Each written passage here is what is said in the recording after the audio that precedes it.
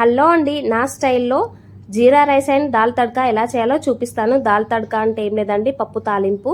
ఒక కప్పు కందిపప్పు తీసుకొని పక్కన పెట్టుకున్నాను. నేను జీరా రైస్ కోసం సోనా మసూరి రైస్ 1.5 గ్లాస్ తీసుకొని బాగా కడిగి నానబెట్టుకున్నాను.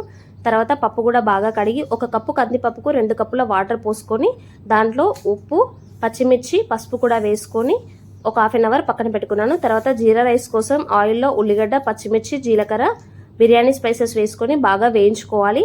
తర్వాత ఇది వేగిన తర్వాత 1.5 గ్లాస్ రైస్కి 3 గ్లాసెస్ వాటర్ పోసుకొని బాగా మరిగించుకోవాలి. దీంట్లో ఉప్పు, అల్లం వెల్లుల్లి పేస్ట్ కూడా వేసుకొని బాగా మరిగించుకోవాలి. మరిగిన తర్వాత ఇందాక పక్కన పెట్టుకున్న రైస్ కూడా యాడ్ చేసుకొని ఒక 10 మినిట్స్ రైస్ని మంచిగా ఉడికించుకున్న తర్వాత సిమ్లో పెట్టుకొని ఒక 5 మినిట్స్ మళ్ళీ మూత పెట్టి ఉడికించుకుంటే సింపుల్ అండ్ టేస్టీగా ఉండే జీరా రైస్ అనేది రెడీ అయ్యింది.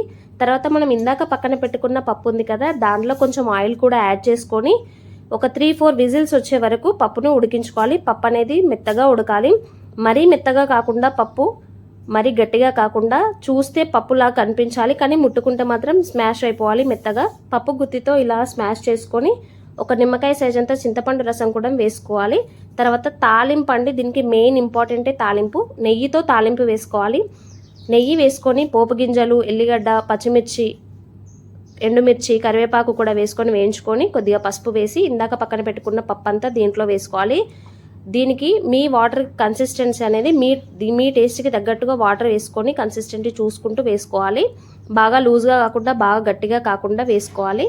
ఇలా మరుగుతున్నప్పుడు నురుగా పైకి వచ్చినప్పుడు దాన్ని అడ్జస్ట్ చేసుకుంటూ కలుపుకుంటూ ఒక 5 మినిట్స్లో స్టవ్ ఆఫ్ చేసుకుంటే ఎంతో టేస్టీగా ఉండే దాల్ తడ్కా అనేది రెడీ అయిపోద్దండి.